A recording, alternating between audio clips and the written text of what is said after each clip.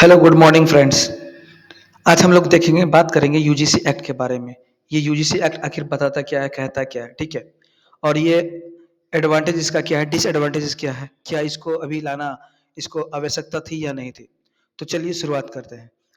तो जिस तरह से एससी एसटी पे बहुत सालों से अत्याचार किया गया है, ऑप्रेस्ड किया गया है, ठीक है? उस चीज़ को देखते हुए लगता है कि ये वेल एंड गुड सही है। लेकिन फिर आप हिस्ट्री को छोड़ कर के आप डे टू डे लाइफ में जाएँ, फाइन, तो आपको लगेगा कि इस ये ज़्यादा कंपल्सरी नहीं था। वो क्यों? तो आप अगर ये चीज़ को नोटिस करें कि बहुत सारे एक्ट पहले भी लाए गए हैं, ठीक है? बहुत सारे एससी एसटी एक्ट बहुत सारे पहले लाए गए हैं। तो इसको देखेंगे कि कौन-कौन से पहले सारे एक्ट हैं और इसको लाने की क्या अभी आवश्यकता थी या नहीं थी, ठीक है? अभी देखिए constitutional framework for ST ST protection. अभी क्या आर्टिकल 14 है, इक्वालिटी बिफोर लॉ, ये फंडामेंटल राइट्स है, पहले से एग्जिस्ट कर रहे हैं, ठीक है? अब क्या है, all person are equal before the law and entitled to equal protection of law. इसमें क्या है, अगर आपको इक्वल नहीं समझा जाता और ऑल पर्सन के अलावा अगर आप ठीक है, तो आप डायरेक्ट कंप्लेंट फाइल कर सकते हैं supreme court and high court में।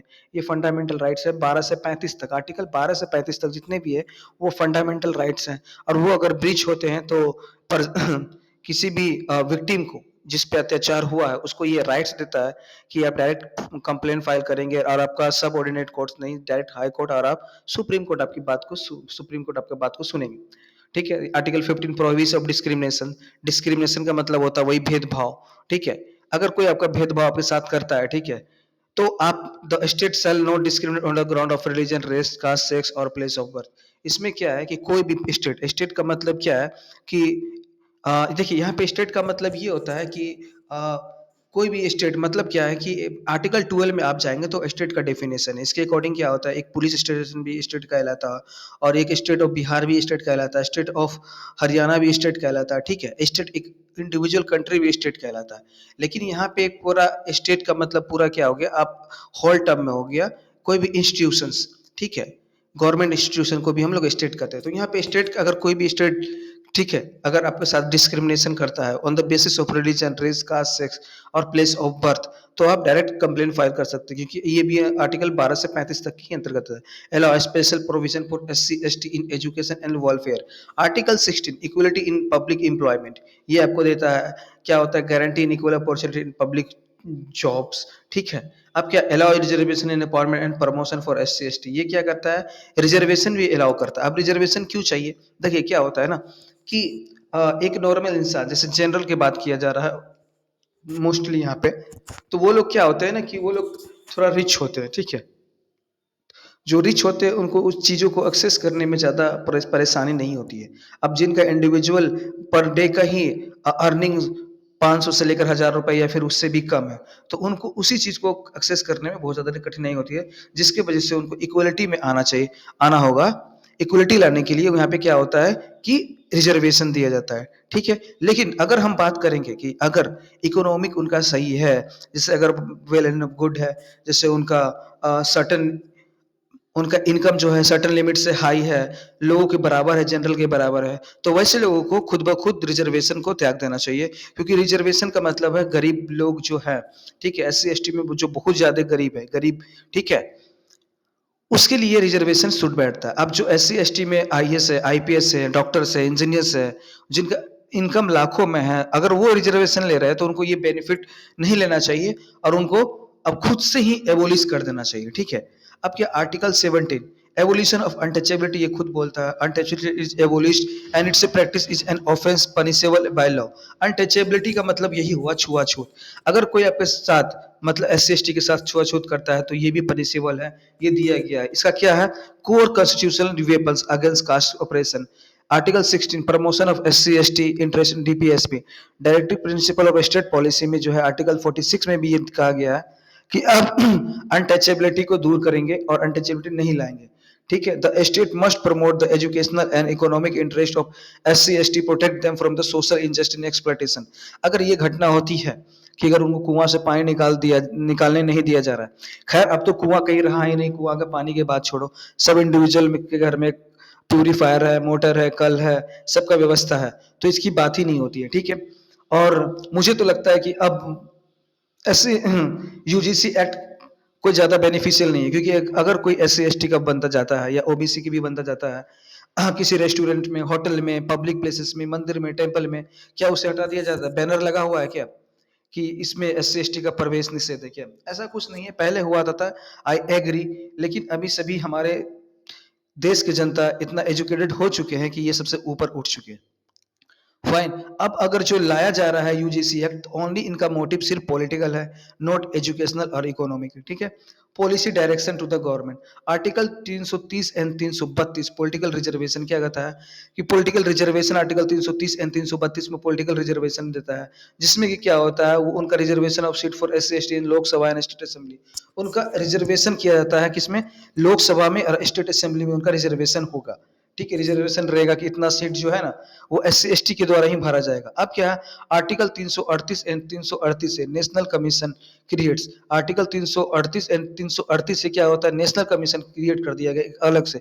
लो भाई, आपके लिए एक अलग कमीशन, जिसमें सारे के सारे मेंबर जो है ना एस सी एस टी के रहेंगे, जिससे कि क्या होता है, कोई उनके साथ कोई दुरुपयोग दुर्व्यवहार ना हो, ठीक है। तो इसमें क्या है, national commission for SC, national commission for ST, ये सब रहता है, ठीक है। अब क्या है, for monitoring and safeguard grievances, fifth schedule में ये दिया गया special governance for tribal area, ST की बात यहाँ पे बेसिकली किया जा रहा है कि इनका की जो एक बोर्ड बना जाएगा, काउंसिल बना जाएगा, जिसमें क्या होता है, ट्राइबल मेंबर ही रहेंगे और वो अपना जितना वेलफेयर का काम है, ठीक है, वो सारा इसी में देखेंगे, ठीक है। Protect tribal culture and land, tribal culture को भी प्रोटेक्ट किया जाएगा, उनका लैंड को भी कल्चर किया जाता है कि जो कि उस ट्राइबल से बिलोंग नहीं करते या बाहरी जिसको दिगू बोलते हैं, वो लैंड परचेज नहीं कर सकते हैं जाकर के ट्राइबल एरिया में, ठीक है। इनका डायरेक्ट जो है ना हेड कौन होता है, इनका अगर इनको कुछ बदलाव करना चाहते हैं, अगर ट्राइबल एरिया में, ट्राइबल लैंड में, अगर ट्राइबल कल्चर्स में, तो उनका एक बोर्ड बनता है, उस बोर्ड को क्या बोलता है, उस बोर्ड को डायरेक्ट गवर्न कौन करता है, प्रेसिडेंट करते हैं, ठीक है। तो उनके उनके चेयरपर्सन के अलावा डायरेक्ट उनको क्या करता है, प्रेसिडेंट हेड करते हैं, ठीक है। कि उनका कोई भी लैंड का बाउंड्री हो, कोई प्रोटेक्शन हो, या फिर कोई स्टेट गवर्नमेंट का जो भी सिविल लॉज हो, ठीक है, वो डायरेक्ट उन पे इम्प्लीमेंट नहीं होते, वो प्रेसिडेंट के द्वारा और गवर्नर से कंसल्ट करके ही डायरेक्ट होते हैं, ठीक है। तो ये सब प्रोटेक्शन उनको दिया गया है। बाकी का हम पॉलिटिकल लेक्चर्स लाएंगे तो आपको उसमें हम बेहतर तरीके से समझाएंगे, ठीक है। अब major law protecting S C S T, या protecting of civil rights act 1955, PCR act, definition क्या है, या protecting of civil right acts, या protecting of civil right act 1955, इसमें क्या बोलता है, दिस एक्ट इन्फोर्स आर्टिकल 17, ये आर्टिकल 17 को इन्फोर्स करता है, लागू करता है, एंड क्रिमिनलाइज प्रैक्टिस ऑफ अनटचेबिलिटीज, और अनटचेबिलिटी को जो भी प्रैक्टिस करता है, जो भी अनटचेबिलिटी मानता है, छुआछूत मानता है, उसको क्या करता है, क्रिमिनलाइज करता है, ठीक है। क्रिमिनल, उसको जेल भी हो सकती है। तो अब हम इसमें देखेंगे इसका फीचर क्या क्या है, पीसीआर का 1955 का। तो अब हम पीसीआर एक्ट 1955 एक्ट का क्या देखेंगे feature, punishes denial of access to temple, अगर कोई आपको टेम्पल में जाने से रोकता है, वाटर लेने से रोकता है, शॉप में एंट्री करने से रोकता है, तो ये क्रिमिनल ऑफेंस माना जाएगा, क्रिमिनलाइज सोशल बॉयकॉट हो जाएगा, ठीक है। अगर कोई सोशल बॉयकॉट भी करता है तो प्रोवाइड्स पेनल्टी फॉर ह्यूमिलिएशन, उसको पेनल्टीज किया जाएगा, ठीक है, और जेल भी हो सकती है। इट टर्न क्या होता है, it turns constitutional morality into criminal law, अब इसको क्या है, कॉन्स्टिट्यूशनल मोरालिटी को अब इसको क्रिमिनल लॉ में बदल दिया गया है। अब SC ST prevention of atrocities act 1989, अब एक और लॉ है SC ST prevention of atrocities. Atrocities का मतलब क्या होता है, अत्याचार। प्रिवेंशन का मतलब होता है उसको करने से रोकना, ठीक है। अगर हम अत्याचार करने से रोकना, ठीक है। प्रिवेंशन ऑफ एट्रोसिटीज एक्ट 1989 ये आ गया है। ये क्या है भाई, अब यहाँ पे देखते हैं, ये स्पेशल लॉ है जो प्रिवेंट करता है, prevent crime against atrocities of, क्या करता है, अगर कोई क्राइम करता है अगेंस्ट एससी एसटी, क्या करता है उसके साथ क्राइम, कि उसके साथ क्या करता है, special law to prevent crimes and atrocity against SC ST and provide justice to victim, अगर कोई एससी एसटी के साथ कोई दुरुपयोग करता है तो उसका ये क्रिमिनलाइज करता है। क्या लाया गया है इसके साथ, ठीक है। वाई इंट्रोड्यूस, क्यों लाया गया, ठीक है।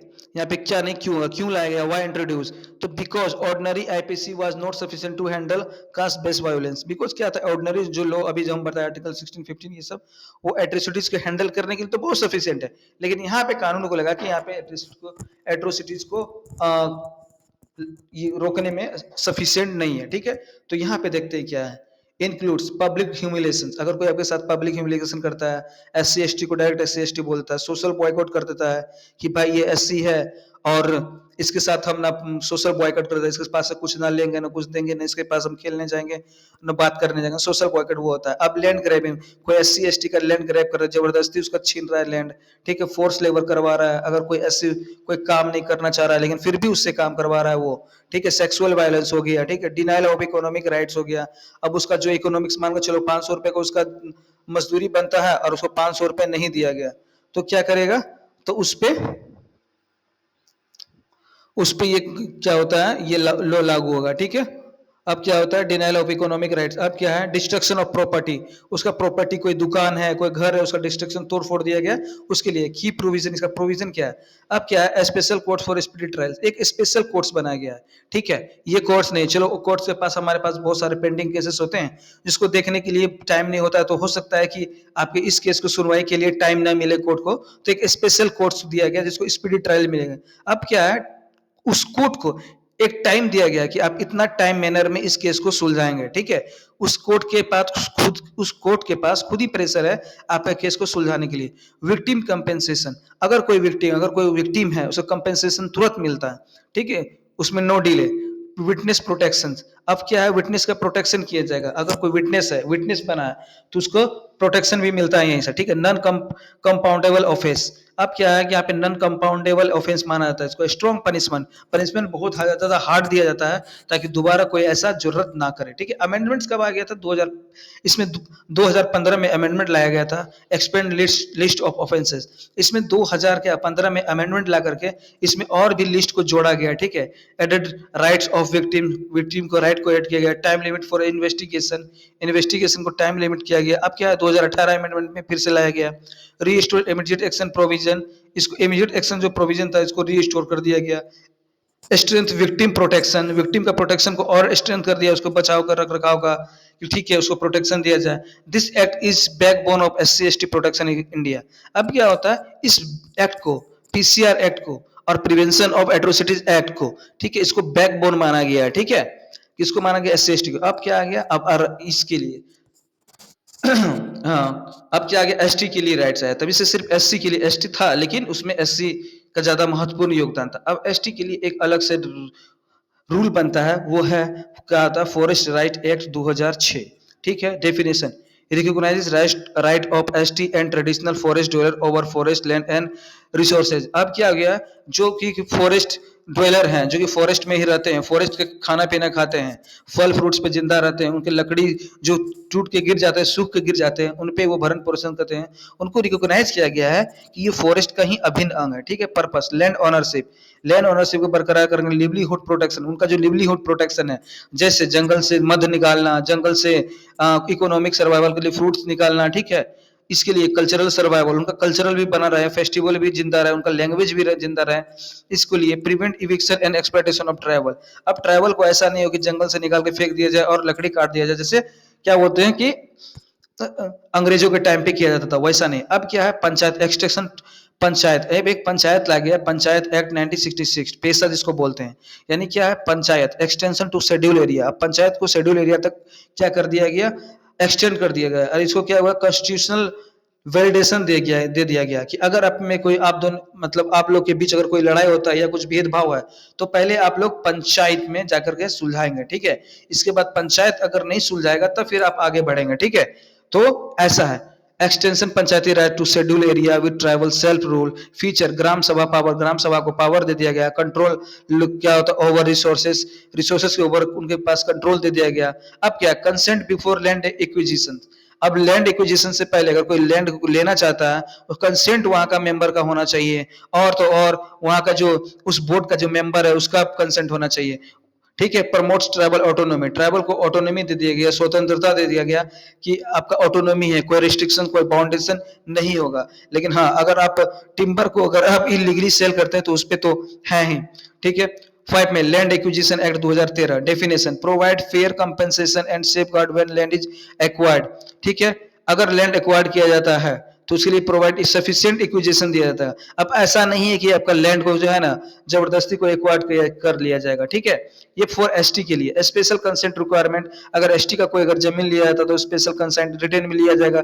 रिहेबिलिटेशन, साथ साथ उनको क्या क्या देखो, अगर कोई एससी का लैंड अगर लेता है, ठीक है, तो उसको रिहेबिलिटेशन प्रोवाइड किया जाएगा, मतलब उसको नया घर दिया जाएगा, प्लस उसका जो ये क्या बोलता है स्पेशल कंसेंट उसका होना चाहिए, और प्रोटेक्ट प्लस कंपनसेशन भी देना चाहिए, ठीक है। इतना सारा कुछ करेगा तब उस एसटी का जमीन लेगा। प्रोटेक्शन ऑफ लिवलीहुड, अब क्या होता है लिवलीहुड का भी प्रोटेक्शन होना चाहिए उसका। अब क्या ये रिजर्वेशन पॉलिसी, रिजर्वेशन पॉलिसी भी इसमें है डेफिनेशन के, provide representation to SC ST in education. अब क्या है reservation representation in education, government job promotion. यहाँ पे मैं एक चीज ऐड करना चाहूंगा कि देखो रिजर्वेशन बढ़िया चीज है, बहुत बढ़िया चीज है, ताकि एससी एसटी जो भी है, जो दबे कुचे लोग हैं जिन पे अत्याचार हुआ, वो आगे आए। लेकिन मैं ऐसा भी रिजर्वेशन का मांग नहीं करता हूं, ठीक है। रिजर्वेशन का मतलब क्या है, आप एससी एसटी जो भी पिछड़े वर्ग के लोग हैं, ठीक है, ओबीसी, इकोनॉमिक रिजर्वेशन होना चाहिए, ठीक है। मेन तो पहले इकोनॉमिक रिजर्वेशन होना चाहिए, जो पैसे से गरीब है, जिनका इकोनॉमिक कंडीशन सही नहीं है, रिजर्वेशन सभी वैसे लोगों को मिलना चाहिए, ठीक है। और दूसरी बात, रिजर्वेशन ऐसा नहीं कि आप एजुकेशन में नंबर मार्क्स कर दो, जिसको 100 नंबर लाना चाहिए उसको -40 नंबर कर दो, नहीं। रिजर्वेशन आप उनको पढ़ने के लिए पैसे दो, खाने के लिए पैसे दो, सब सुविधा दो, एसी लगा दो, एयर कंडीशन लगा दो, गाड़ी कार खरीद दो, उसके लिए पूरा लग्जरी कंडीशन बना दो। लेकिन ये एग्जाम में जो 100 नंबर आते हैं ना, कि 100 नंबर में -40 नंबर लाना है, ये गलत है।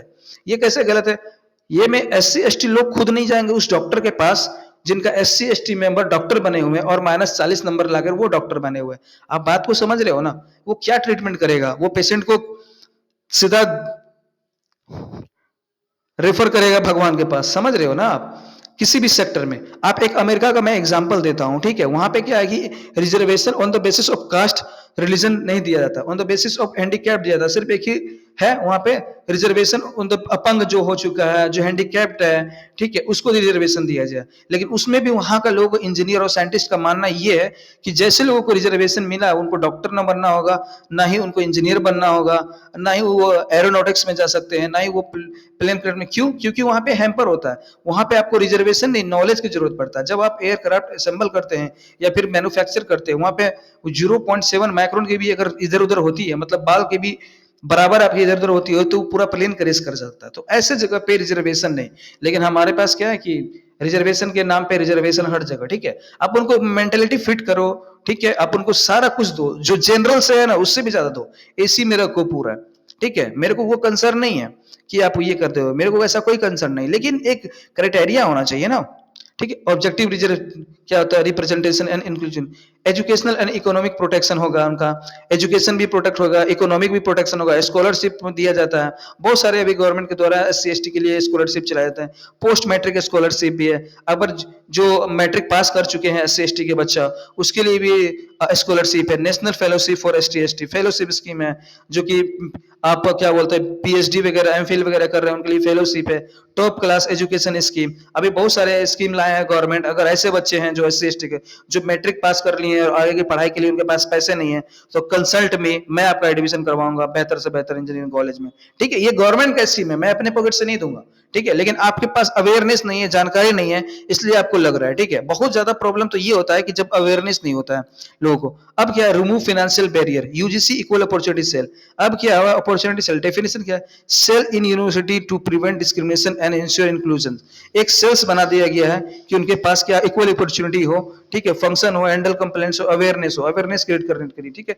सपोर्ट मार्जिनलाइज स्टूडेंट, अब मार्जिनलाइज जो कि कमजोर स्टूडेंट है उनको सपोर्ट कैसे प्रोवाइड किया जाता है, ठीक है, स्किल डेवलपमेंट करके, स्टैंड अप इंडिया के तहत, ट्राइबल लिवलीहुड मिशन के तहत, इंटरपेंडेंट स्कीम, ये सारे स्कीम है जो कि सपोर्ट मार्जिनलाइज स्टूडेंट को करेंगे, ठीक है, मार्जिनलाइज स्टूडेंट को करेंगे। अब क्या है, इंस्टीट्यूशनल सेफगार्ड क्या दिया गया है, सेफगार्ड इसको क्या दिया गया, अब देखो नेशनल कमीशन फॉर एससी बना दिया गया, नेशनल कमीशन फॉर एसटी बना दिया गया, इन्वेस्टिगेशन कंप्लेन है, मॉनिटर सेफगार्ड्स है, advise government, investigation complaint, complain का इन्वेस्टिगेशन होगा, ठीक है, और उसका एडवाइस किया जाएगा, ठीक है, एडवाइस गवर्नमेंट, गवर्नमेंट को एडवाइस करेगा, ठीक है। नेशनल कमीशन फॉर एसटी आ गया, ठीक है, protection of tribal interest, review policies, report of to parliament. अगर क्या होता है प्रोटेक्ट, क्या होता है प्रोटेक्ट ट्राइबल इंटरेस्ट, ट्राइबल का जितना भी इंटरेस्ट है उनके फायदे की बात है, उनको वो प्रोटेक्ट करेंगे, पॉलिसीज को रिव्यू करेंगे, कौन सा उनका पॉलिसी उनके लिए अच्छे है, कौन सा पॉलिसीज खराब है, ठीक है। व्हाई देयर लॉ इंट्रोड्यूस, इस लॉ को क्यों लाया गया, because SC/ST community historically faced untouchability, ये तो बात सही है कि अनटचेबिलिटी फेस किए गए हैं,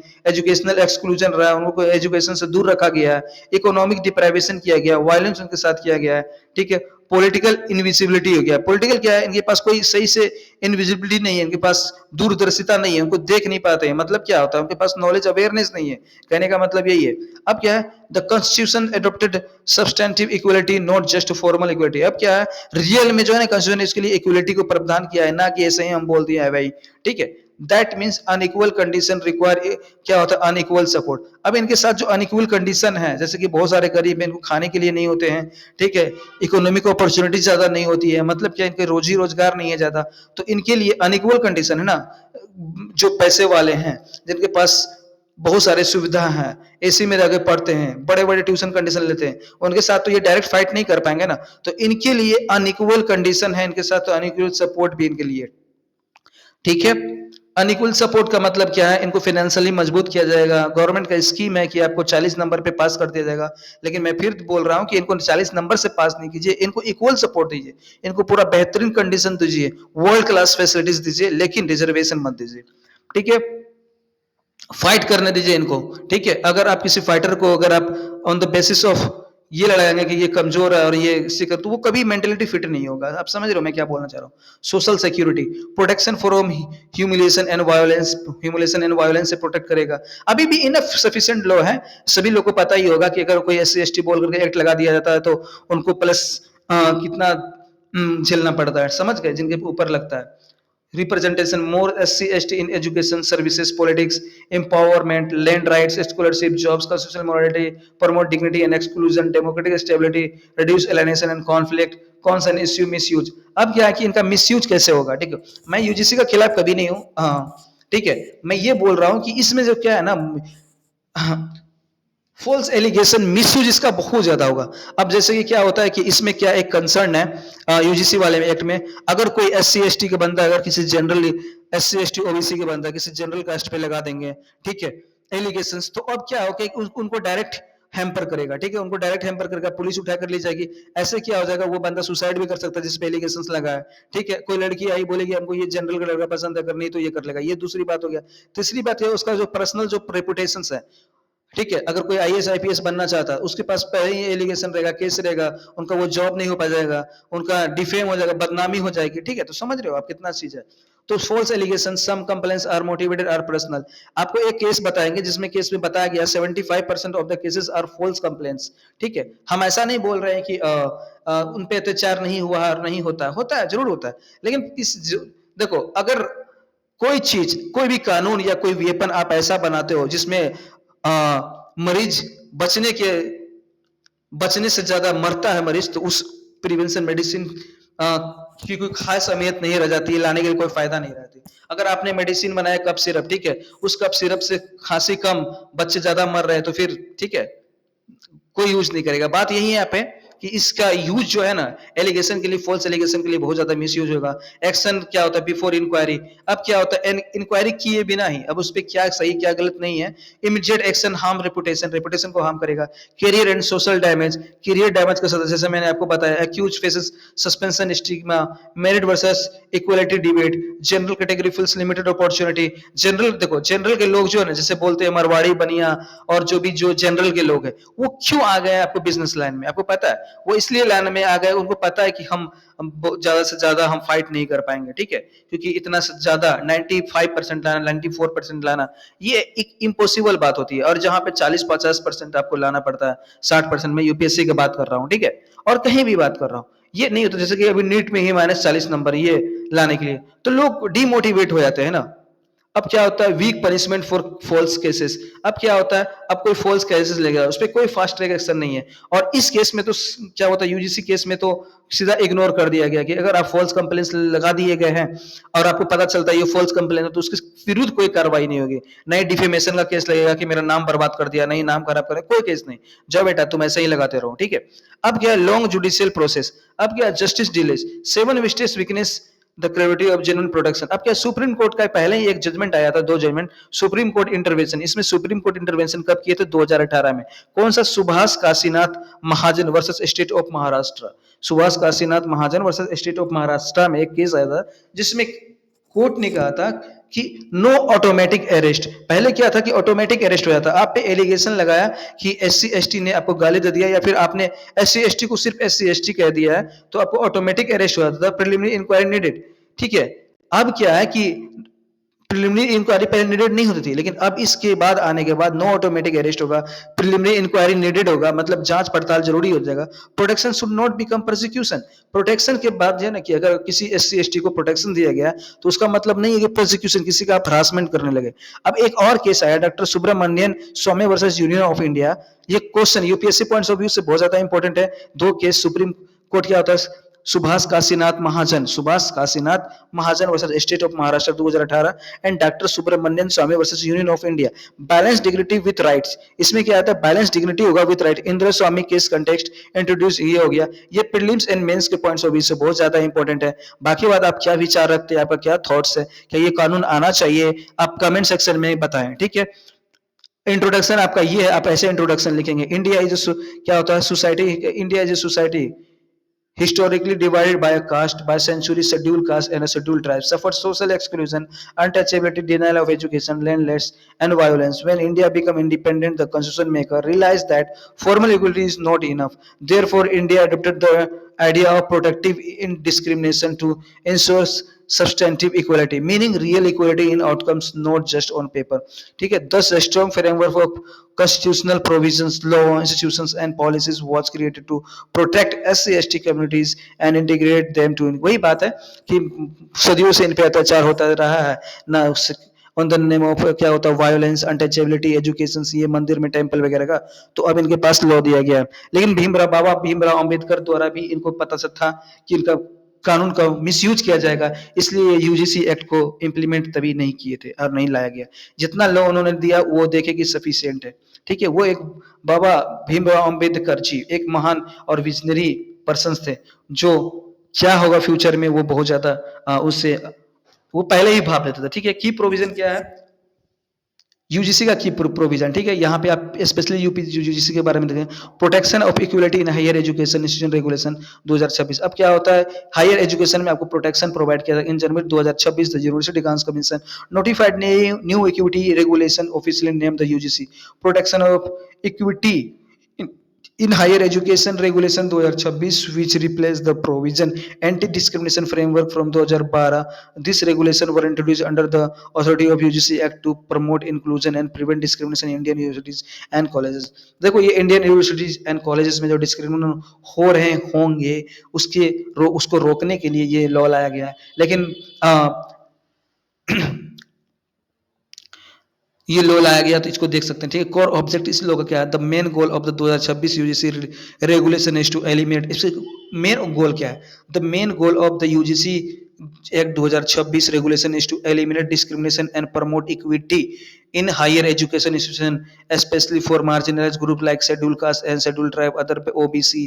क्या किसके, अब यहाँ पे आपको प्रीलिम्स में क्वेश्चन पूछा जाएगा कि ओबी जो यूजीसी एक्ट किसके किसके द्वारा किसके किसके के लिए लाया गया था, किस लिए लाया गया था और कौन कौन से कास्ट के लिए लाएगा। तो यहाँ पे SC ST OBC and PWD women, ठीक है, फिजिकली हैंडीकैप जो है वुमेन उसके लिए लाया गया था। It cover discrimination based on caste, religion, sex, ठीक है, place of birth, disability etc. अब प्रोविजन क्या यूजीसी का, मैंडेटरी एंटी डिस्क्रिमिनेशन मैकेनिज्म। एक every university and college must establish. अब क्या है कि हर एक यूनिवर्सिटी एंड कॉलेजेस को एस्टैब्लिश करना पड़ेगा, क्या एस्टैब्लिश करना पड़ेगा, ईओसी मतलब क्या, इक्वल अपॉर्चुनिटी सेंटर, ठीक है, to assist student and handle discrimination issue. EOC क्या बोल, ईओसी एक सेंटर बनेगा जिसमें जितने भी हर एक यूनिवर्सिटी एंड कॉलेज में जिसमें अगर कोई अनटचेबिलिटी या फिर डिस्क्रिमिनेशन या छुआछूत का केस आता है या उसके साथ भेदभाव किया जाता है तो पहला कंप्लेंट जो है ना ईओसी में करेंगे। ठीक है, और ईओसी अकॉर्डिंग टू वहां से अकॉर्डिंग टू वो क्या अकॉर्डिंग टू कंप्लेन वो एक्शन लेंगे। ठीक है, equity committee to review complaint. अब क्या equity committee to review complaint को रिव्यू करेंगे, देखेंगे क्या राइट है क्या रॉन्ग है। ठीक है, इक्विटी स्क्वाड्स, एडमिनिस्ट्रेटिव और प्रोटेक्टिव मॉनिटरिंग। अब क्या है, 24/7 हेल्पलाइन नंबर रहेगा, उस पर आप कॉल कर सकते हैं, ऑनलाइन रिपोर्टिंग भी कर सकते हैं, पोर्टल भी खुला हुआ है to receive and track complaint. This body are to promote safe inclusive campus and take action when discrimination is illegal. देखो इसमें बेसिकली क्या होता है ना कि डरे सहमे जनरल के लोग रहेंगे, ठीक है, अब खुल के मजाक भी नहीं कर सकेंगे, खुल के कुछ बोल भी नहीं सकेंगे। और देखो मैं ये बोलता हूँ कि अगर ऑपरेशन हो, देखो ऑपरेस्ट मतलब क्या होता है कि उन पे अत्याचार हुआ है, बहुत सदियों से हुआ है, ठीक है, आप एक बात समझो। अब ऑपरेशन, अब उसका भरपाई के लिए हम इसके साथ वैसा ही करें, ऐसा नहीं है। अब क्या होना, रिवर्स रिवर्स अत्याचार हो जाएगा जनरल वालों के साथ, ठीक है, मैं भी ओबीसी से हूं, ठीक है, तो ऐसा नहीं कि मैं आपको अकॉर्डिंग टू मैं इस लोग एक अगेंस्ट में बोल रहा हो जाता, देखो कि यहाँ पे अभी वैसा नहीं चल रहा जैसा पहला चल रहा था, ठीक है, अभी सभी इक्वल। दूसरी बात ये है कि उनके साथ रिवर्स वो हो जाएगा, क्या बोलते हैं, अत्याचार हो जाएगा। देखो वो डरे समय रहेंगे, छेड़छाड़ उनके साथ ज्यादा हो जाएगा, वायलेंस ज्यादा हो जाएगा, जिसकी वजह से वो यूनिवर्सिटी कॉलेज को भी छोड़ देंगे। कौन छोड़े, जनरल वाले लोग पढ़ाई नहीं कर पाएंगे। और दूसरी बात ये है कि देखो कोई भी जैसे कि यहाँ पे ये आया है, अमेरिका ने हिरोशिमा पे बम गिराया था, परमाणु बम, सभी को पता है, एटम बम, ठीक है, तो इस उसका बदला लेने के लिए क्या उन पे अत्याचार हुआ, तो क्या हिरोशिमा को भी अमेरिका पे बम गिरा देना चाहिए, न्यूक्लियर बम? नहीं ना। ऐसी इसी तरह से होता है। अब मान के चलो, मैं एक और एग्जांपल देता हूं यहाँ पे, हिटलर ने ज्यूस को कत्ले आम किया, तो क्या ज्यूस ने हिटलर मतलब ज्यूस ने क्या हिटलर के जो कास्ट कम्युनिटी है उनके साथ ऐसा किया? नहीं ना। तो रिवर्स हम लोग कुछ नहीं कर सकते, ये इक्वलिटी है, ठीक है, जो टाइम पे जिस टाइम पे जो होता है वो ठीक है, इसके बाद आप उस चीज को कम करने की कोशिश, इंटेंसिटी से कम करने की कोशिश करता है, ठीक है। Definition of caste based discrimination क्या होता है? The regulation define caste based discrimination as unfair. State में क्या होता है, treatment. The regulation define caste based discrimination, ये क्या होता है, रेगुलेशन डिफाइन करता है कास्ट बेस्ड डिस्क्रिमिनेशन क्या होता है, as unfair treatment only on the basis of caste or a tribe against member of SC, ST, OBC categories. This definition is central to the new framework. New framework का central around ही है। Expand coverage, इसको कौन कौन सा कहाँ कहाँ coverage किया गया? 2026 rule cover discrimination not only for student but also teachers. देखो यहाँ पे फिर से पूछा जाएगा क्वेश्चन में कि क्या यूजीसी एक्ट जो 2026 को लाया गया है, वैसे तो सुप्रीम कोर्ट इस पे स्टे लगा दी गई है क्योंकि ये फंडामेंटल राइट्स ऑफ इक्वलिटी और 1617 ये सब का हनन करता है, ठीक है।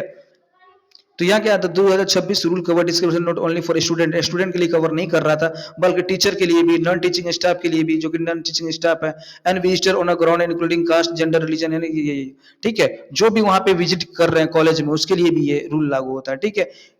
Teaching staff, non teaching staff, teachers, ठीक है, विजिटर्स ऑन द ग्राउंड, ये सब। अब इंस्टीट्यूशनल अकाउंटेबिलिटी क्या होता है? University that fail to set up required structure और कंप्लाई, ईओसी को जो नहीं सेटअप कर पाया अकॉर्डिंग टू यूजीसी गाइडलाइन, उसको क्या किया था यूजीसी, ग्रांट डी ग्रेड के डी रिकॉग्निशन, उसको यूजीसी क्या कर सकता है, ग्रांट रोक सकता है, उसका डी रिकॉग्नाइज कर सकता है, लिस्ट हटा सकता है, अदर रेगुलेटरी एक्शन भी लिया जा सकता है, ठीक है। यानी कि अब कॉलेज में पढ़ाई नहीं, ज्यादा पॉलिटिक्स होगा, माइंड समझ रहे हो आप। Controversy and legal challenges, soon after notification this regulation become controversial for several reason, जैसा कि मैंने बताया बहुत सारे कंट्रोवर्शियल है।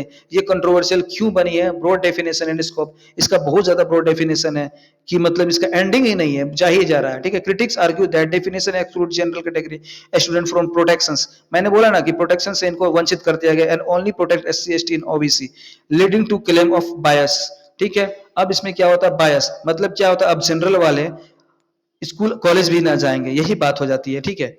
फिर वो घर ही पे पढ़ेंगे ना, या फिर ऑनलाइन क्लास कर लेंगे।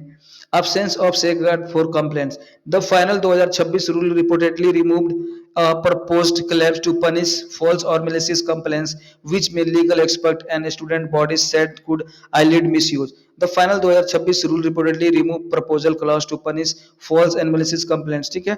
2026 क्या होता है यहाँ पे एक बता जा रहा है, the final 2026 rule reportedly remove the proposal clause to punish false और मैलिशियस कंप्लेंट्स। अब क्या है, अगर फॉल्स, पहले तो क्या था कि फॉल्स अगर फॉल्स कंप्लेन आया तो उसको पनिश कर सकते हैं क्योंकि झूठा आरोप लगाया, लेकिन 2026 तो ये भी हटा दिया यार, उसमें कोई एक्शन ही नहीं है। Which men legal expert and student bodies could not be, क्या होता है, said could lead to misuse किया जाएगा, ठीक है।